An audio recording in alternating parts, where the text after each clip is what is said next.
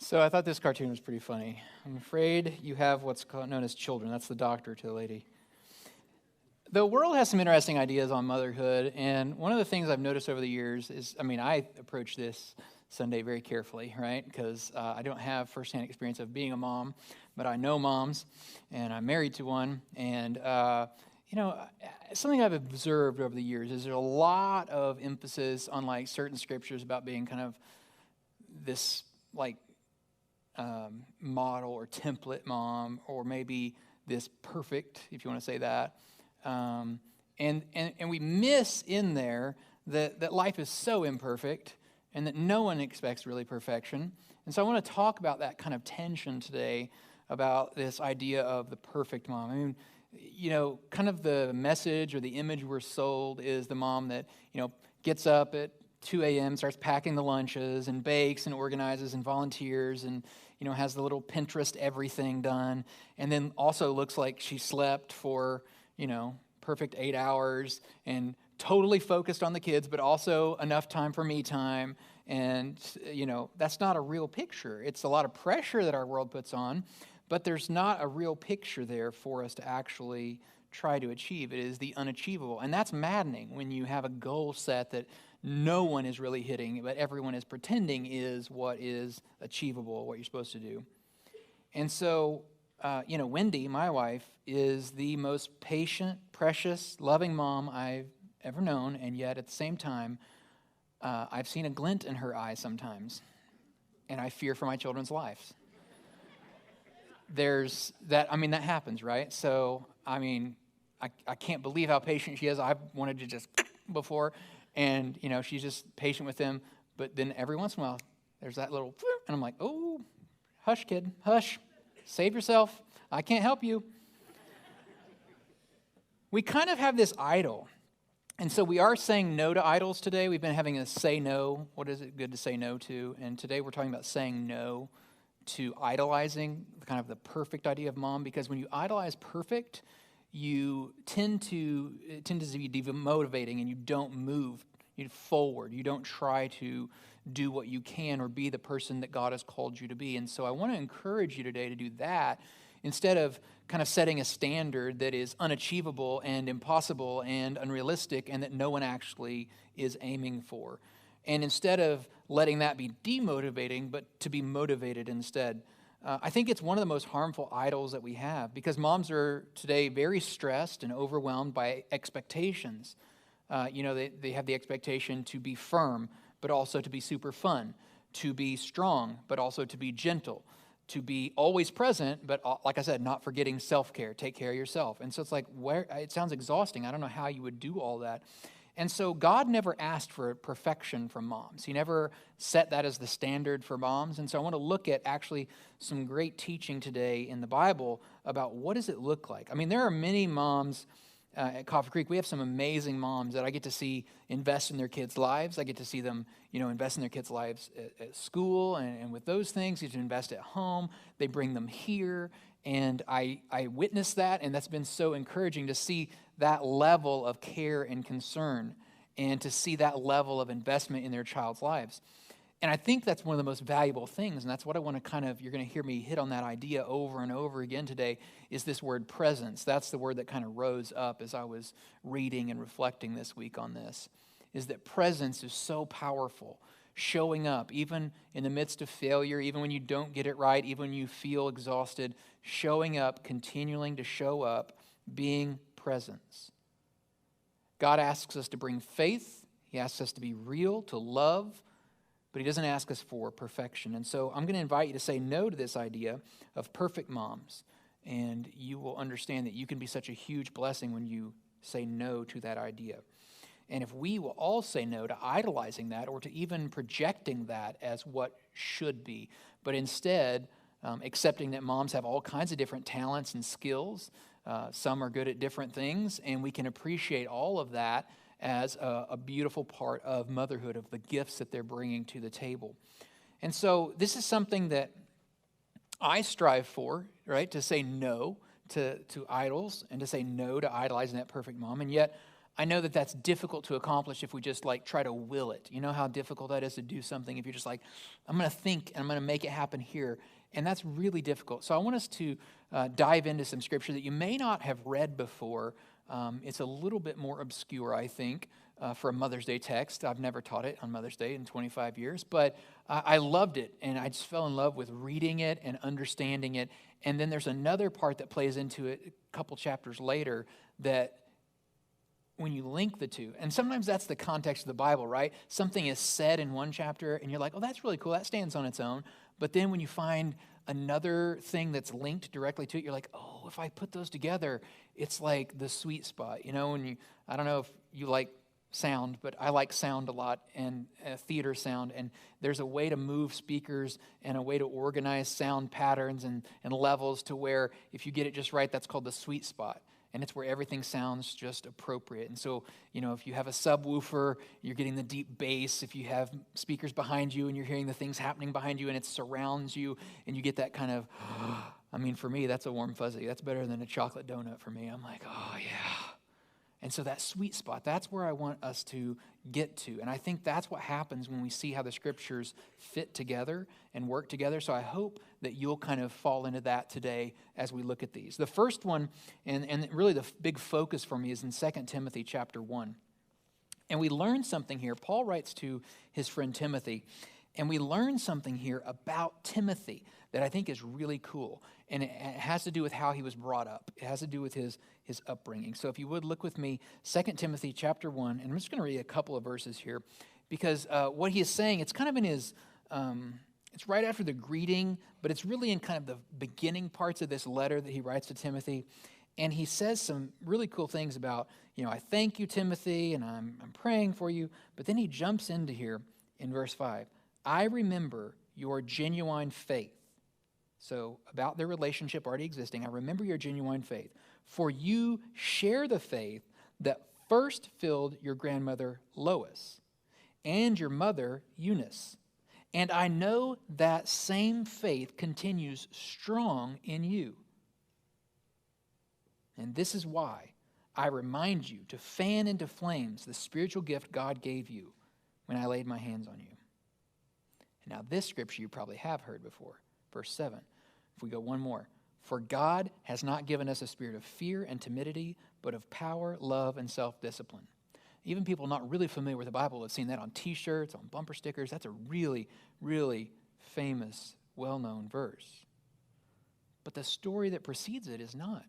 And that is a story that Timothy was invested into by his grandmother and his mother. And that shaped him. He shares the faith that first filled. And so I look back on this and I'm like, I wanted to know more about Lois and Eunice. And there's just not a ton out there. But what we do know is that they were early Christians in the Christian movement. And we know that they obviously invested into Timothy's life and in such a way that inspired him, you know, through multiple generations to be a great follower of Jesus. And Paul feels the need to call that out specifically. It's interesting what doesn't happen here as well.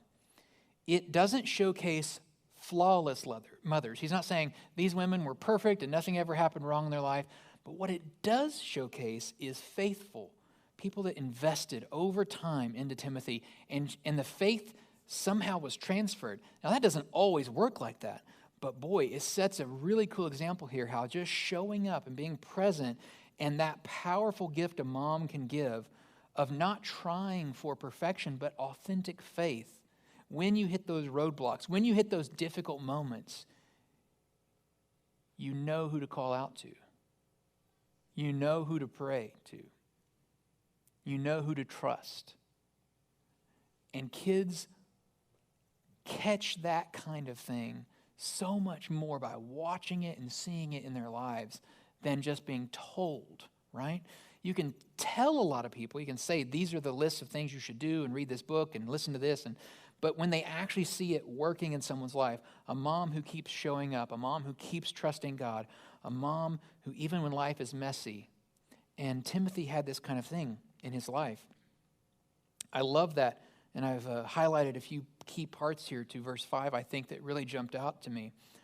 Paul isn't celebrating unrealistic mother figures. He's celebrating people we just don't know a lot about because there's not a ton of information about them. And yet, there's something beautiful here about the faith being passed down from imperfect but faithful, trusting in Jesus kind of people. Like a baton in a relay race is how I like to think about it. The baton has been passed from the grandmother to the daughter to the grandson. And the faith in Jesus is powerful and is sustaining Timothy through even these difficult circumstances. And that reminds me that parents aren't called to perfection. They're called to a practice. They're called to a presence. Parents shape. We can ignore that, and I think there is a big tendency in Western culture to ignore that, kind of where we've ended up in 2025.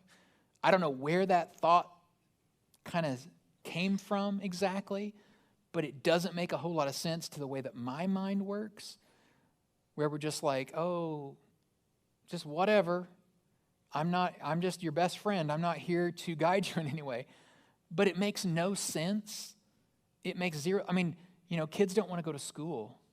Are we just like, okay, don't worry about it. You don't need to read. No, that makes you're like, what? Kids don't want to go to the doctor and take their medicine. I can remember vividly my father in the back seat of our minivan trying to push pills down me when I was a little kid because I couldn't swallow pills.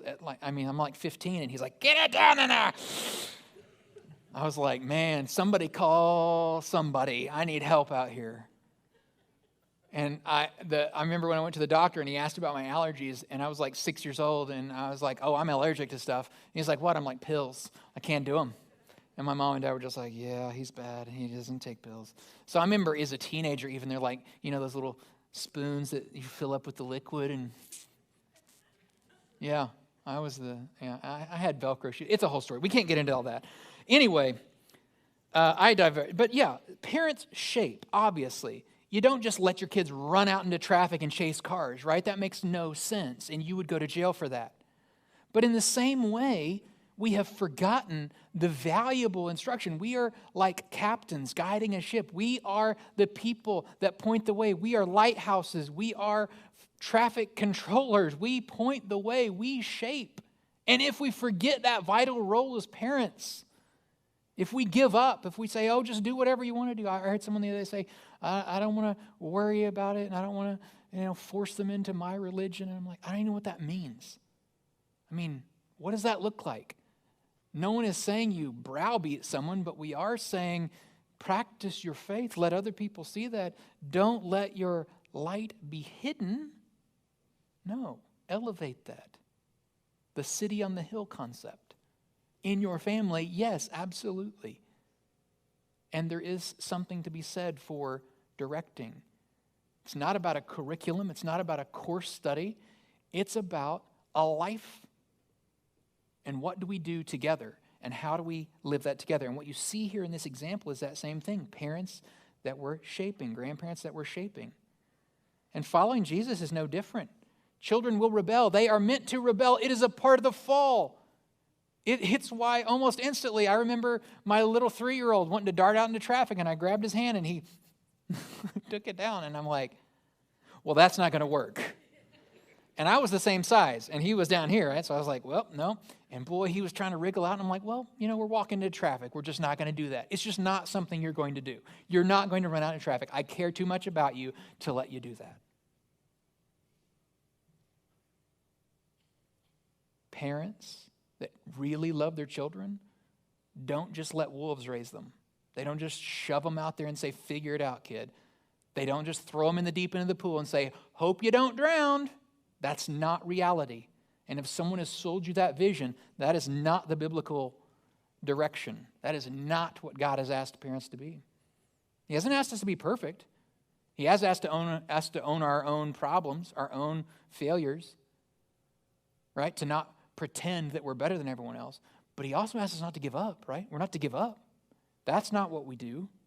Parents shape. Rebellion is normal. Parents shape. Now, this is where we connect Paul's teaching about the grandmother and mother later in 2 Timothy 3:15. Paul just says something that if you don't connect them, it's kind of offhand. But he says, from infancy, you have known the Holy Scriptures. And then he kind of moves on. But when you connect that he was praising the grandmother and mother for Timothy's faith in childhood, and then you connect this word infancy. And I went through several different translations. Some say childhood. Some say, wow, the message was so interesting. It phrased it in a way that he was still a child, like a baby, like a newborn. But infancy is in most of the translations, or young child. And so this idea here is that he's known the Holy Scriptures even since an infant. Like they were singing these songs to him. They were singing songs of the faith. They were praying with him. They were reading the Scriptures together as a family. They saw that as an important part of his life. And would you believe that even modern scholarship and research shows that the influence of a parent can never be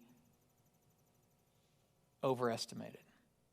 In fact, in 2023, there was a major project put on by the American Bible Society, and they wanted to see, in our country specifically, what that looked like.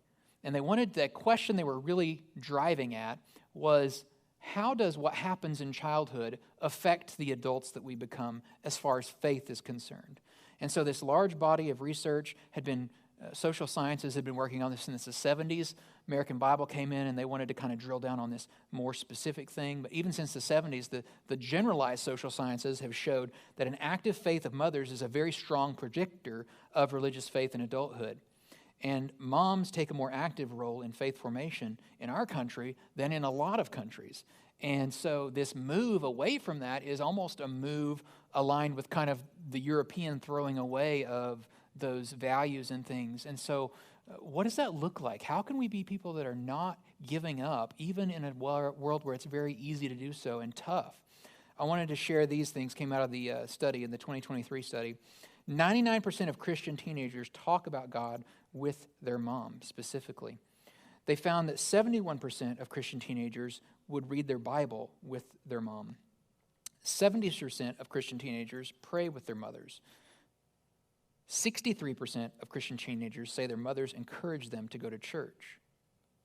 And then this is the one where they ended, that 62% of teenagers, share the same faith tradition as their mothers when they become adults. They were finding, so they did a long-term study where they showed that about 62% are in the same faith tradition. And for this to happen, you don't have to be good at everything. You don't have to be trying to be perfect. You just have to be real, and you have to, like the lighthouse, point the way to Jesus. And one of the things I try to do is, I'm not the most eloquent person in the world, and I'm not the smartest person in any room, and so I never try to model those things. What I try to model is that through all of the imperfection, the ultimate thing that we do at the end of the day is point the way to Jesus. And I've said this many times, I do not believe we will ever, 50 years from now, Coffee Creek will even have a concept of who I was. And that's the way that I want. I've shared that Zinzendorf quote with you before, preach the gospel and die is kind of the idea there. It's like, preach the gospel and then do what you are going to do is the end. Those two things are important, not building buildings with your name on it or having a legacy or, what the Vikings were all excited about and this Valhalla and all that crazy stuff. No, that's not, the glory is not what the life is about. The glory has been achieved. It was on the cross. Christ achieved that glory. There's no way you can outshine that glory. But what you can do is you can point the way to that glory. You can point the way for your friends, your family, your own heart, your neighbors, your coworkers, your classmates. You can point the way to Jesus.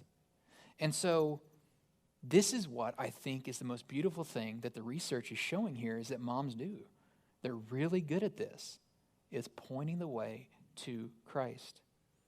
This French Saint Therese said it this way, the loveliest masterpiece of the heart of God is the heart of a mother.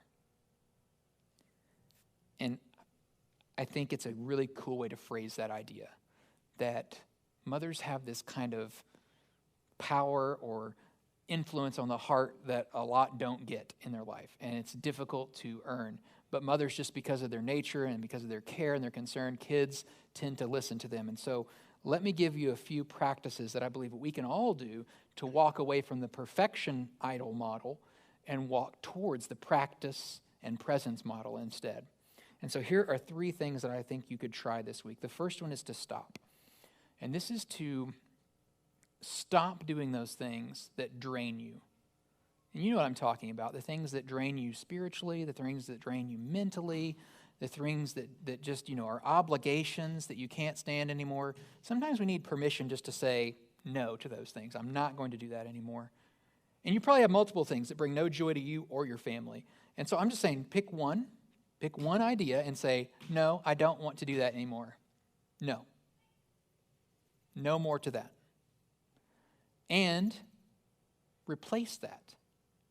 Maybe replace that time with just a sit, breathe, pray, no agenda, no phone, just be with God. Now, clearly that's going to take time to work up to that. I know how difficult it was when I started that. Maybe 5 minutes. Maybe just spend some time disengaging from that hour or 2-hour obligation you have that is not bringing joy into your life, stopping that and replacing that. So I'm not adding something to your calendar. I'm taking away and just replacing a little thing. Maybe you work up to 20 minutes, but just where you sit in peace with God. Proverbs 14:30 says, a peaceful heart leads to a healthy body. I believe one of the main problems we have is that we can't just sit and be still. And I'm telling you, I struggle with it just as much. I was sharing with my men's group the other day about how, I have the Bible app, right? And that's where I read the Bible.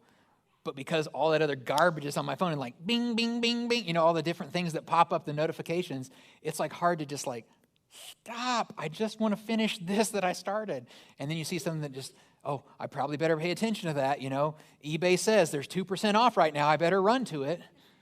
No, right? None of that's important. It's just all trying to take your attention away. And so I've gotten to a point where when I have this time, and I like to listen to music, but I have to put the phone in a different room and just see how far the Bluetooth will go, right? Because it is so distracting and it ruins those moments. And one time, yeah, granted, that's not a big deal. But when it's every day, when I'm saying I want this and I see the value in this, I see what the writer of Proverbs is saying here, peaceful heart does lead to a healthy body, leads to a healthy mind, leads to a healthy soul. Yeah, I want that. Well, I can't get that if I don't do what is necessary on my part. And that is to be quiet sometimes. So what if you were to stop one draining obligation? Number 2, start. This will look different for different ones of us. If you have children, start just saying a short daily blessing over your child. Now, this is going to look really weird at the bus stop, right? Well, hold up, bus driver. Time to pray the blessing. Hold your hands out like Pastor Clark said. All right. No. It can happen at bedtime, It can happen when they're already asleep. If they're weirdo teenagers and don't want you to do this, just wait till they're asleep and just pray over their door. Sorry, I love you teens. Just kidding. But you know what I mean. Little kids are more receptive sometimes to that.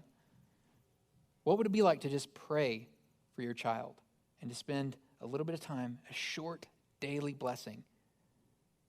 And many of you already pray things like this. Or many of you did and you've fallen out of the practice, and this is a way to come back to that. Pray. If you don't have kids, pray for our next generation. Pray for our kids' ministry. Pray for our student life. Pray for our seniors that we had up last week. Man, we're getting ready to send them out into the world. Whew. It's a rough, tough world out there. We need to pray for them. Maybe this is a time that you could just pray for folks like that. And the last thing I want to encourage you to do is to send. And to use this week, maybe today, maybe you don't even let today go, but maybe you wait a little bit in the week and send an encouraging text or card or email or phone call to a mom and just say, you're doing great. I'm proud of you. You're a great parent. Or, you know what? You don't have to be perfect. You're doing better than you think. Or, hey, I'm praying for you. Lots of different ways to say it, but some way to encourage. And so just send some sort of encouragement. You have no idea how huge that 10 seconds it takes to do that is to someone's life. You might change their whole month. You might change their whole year. Send a short encouragement. Hebrews 10:24 says, let us think of ways to motivate one another to acts of love and good works. Let us think of ways to do this. Let us focus. Let us be imaginative and creative with ways that we can encourage one another. So, try this out this week. I think these are easy to do, doable, don't take a lot of time, and yet would really help you to disengage from that perfection idol and help us to really practice being present. Because practice doesn't make perfect. I know we hear that, and that's like the common cultural thing to say, but we know that's not true. You can practice all you want, and you still might not go to the Olympics, right? But practice makes progress. It sure does. Practice pushes us beyond our current limitations. And so these are things we can practice. These are things we can put forward. Billy Graham, I want to close with this thought from Billy Graham because I love this thought. He says, only God himself fully appreciates the influence of a Christian mother in the molding of her character in her children. We all feel pressure in our life to live up. Maybe it's a version of perfect you've created for yourself. Maybe it's someone that someone else has given you. Maybe it's something you read about or you've seen someone else in their life or you've seen a celebrity or something. And so we all have that idea, and especially moms. And yet what our kids need most is not perfection. They need our presence. They need our guidance, our honesty, our faith. To choose influence over the idol of perfection would develop stronger, more faith-filled kids and next generation. So, the big idea for today is this: that faithful influence matters more than flawless performance. There is a myth of the perfect parent out there, and I hope that we have shattered that and you will begin to say no to that, because there's power in saying no to these powerful things that are kind of common accepted knowledge. And to say no to that, and to say, I'm not going to fall into the trap of trying to be perfect anymore. I'm going to own when I make a mistake, but I'm going to keep showing up. And I'm going to love, and I'm going to point the way to Jesus. Because influence is really where it's at. Influence is what we have. You can't directly control someone. You can't make them do something. There's only been one perfect person ever, and it's not us. And so we can point the way to Jesus, and we can trust our kids to him. And think about what that would look like. A church where moms don't feel pressure to be perfect or to fake it, but are freed to live instead in the freedom of their Creator with the faith and the courage and the honesty. Imagine a generation of kids that grow up and don't think they have to try to impress God, but instead know that they are already loved by him. They are sons and daughters of the King, and they can express their creativity and the creative nature that they were given at birth by their divine Creator. And imagine how beautiful that would be if we could be known, Coffee Creek Church, as the safest place to be an imperfect but faithful parent. One that doesn't set unrealistic expectations on one another, but instead looks for those creative ways to encourage one another to keep going, even in the rough days, which, if you haven't had yet, are definitely coming.